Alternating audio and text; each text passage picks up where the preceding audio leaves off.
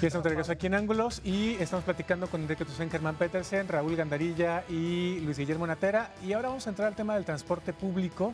Ellos hicieron desde el colectivo Triciclo un estudio para ver si efectivamente los pobrecitos se mueren de hambre. ¿Es así? Es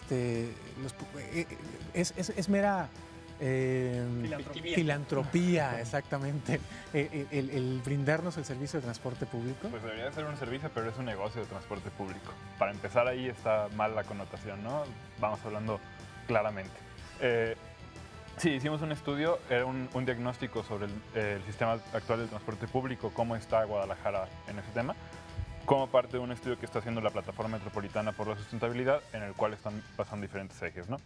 El estudio sí arrojó datos interesantes, hicimos entrevistas directamente con Jorge Gareda, presidente de la Alianza de Camioneros, sobre cuánto estaban ganando, cuál era la percepción que tenían ellos del sistema de transporte público, este tipo de cosas, ¿no?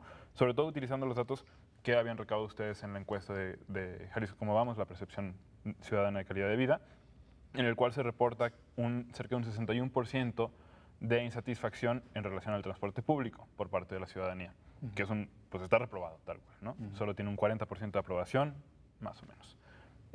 Y a partir de eso hicimos las entrevistas, hablamos con gente de OCOIT, de CEIT, con Jorge Gareda, y empezamos a ver cómo funciona el transporte.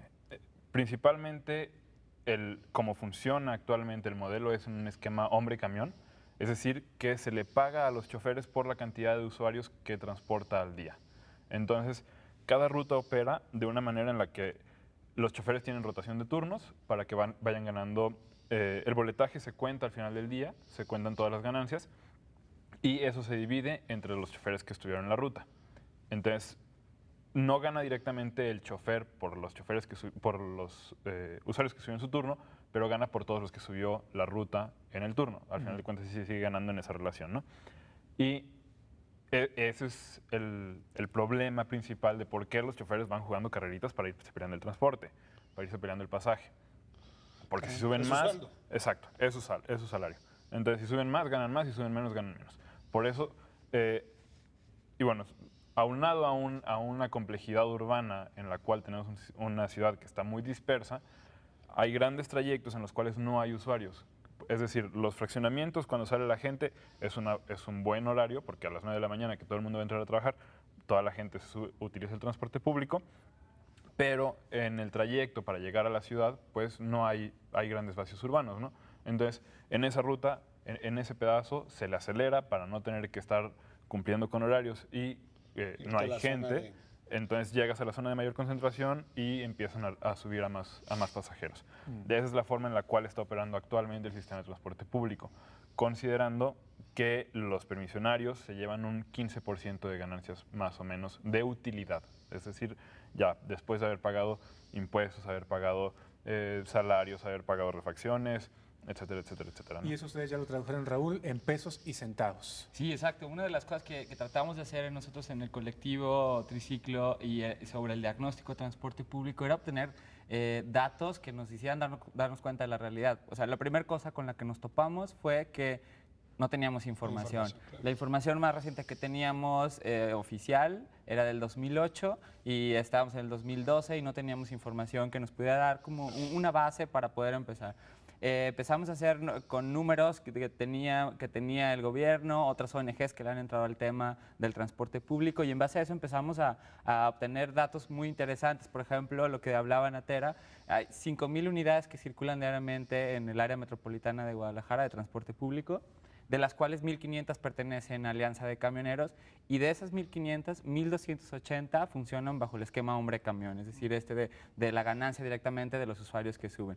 Si consideramos que estas 1,280 unidades suben a una unidad normal de 680 pasajeros a 1,200 por 6 pesos, ahí hacemos la cantidad, y los de características especiales, que son estas líneas como línea Tour, Dorada, Tapatía, que suben a 11 pesos y suben alrededor de 380 pasajeros al día.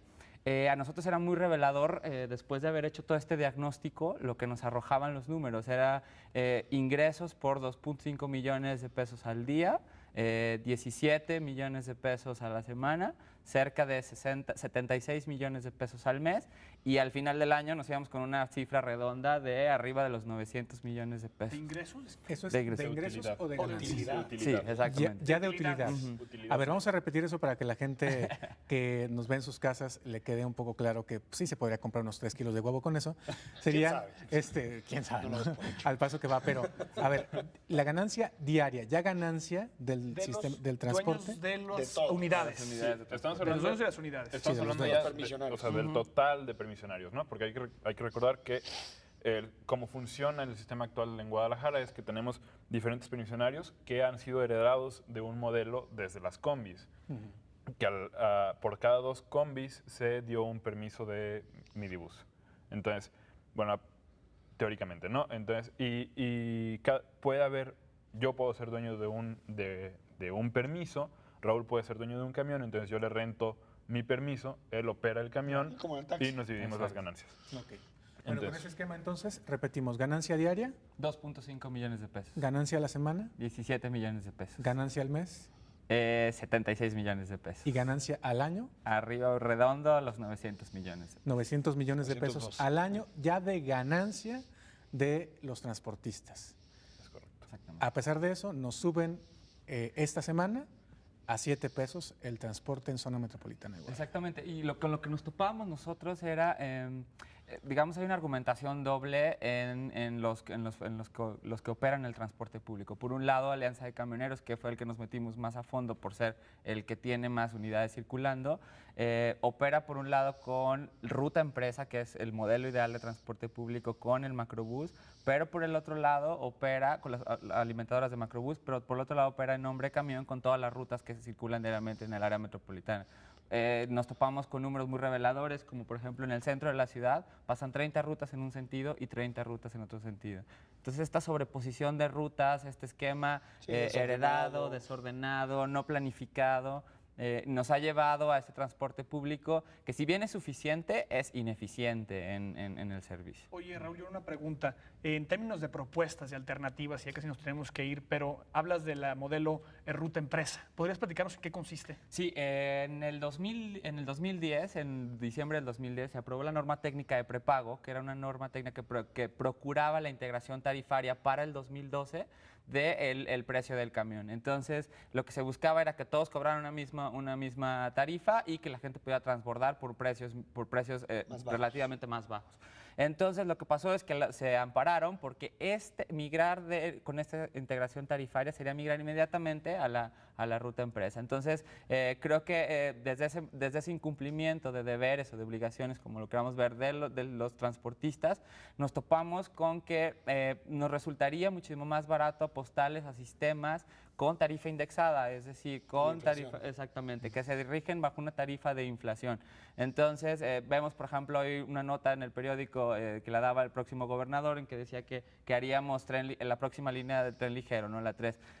Y si nos encontramos con que hacer BRT cuesta $5 millones el kilómetro, si le seguimos con que el tren ligero cuesta 20 millones, el tren de levitación 50 y el metro $100 millones. Entonces, podemos empezar a entender una comparativa de por qué si apostarle a un sistema que a lo mejor no es el más socializado, pero sí un sistema que apuesta Pero- a algo interesante. Pero que sí, digamos, tú dices el macrobús, ¿va? El BRT. Exactamente. Que el BRT funciona mucho en espacios como el que tú describías, que tienen cambios en la modalidad de hora sentido, donde puedes, digamos, ser más flexible el transporte, ¿no? En una zona como, me imagino ahorita, como la Diagonal, que tiene muchos cambios, en la normal tiene mucha demanda, en el centro tiene mucha demanda, En el baja centro en de Zapopan, Tezistán, y eso te Tezistán, permite claro. con carriles de rebase adecuarte a la hora y a la adaptación. Claro, es toda una problemática, porque la ciudad dispersa ha dado origen a todo esto, ¿no? Entonces, no tenemos la demanda suficiente de usuarios por hectárea, Para de hacer un habitantes por metro hectárea, pesado. para poder hacer un metro, porque no se va a sustentar económicamente. Y hay que recordar que tiene que ser,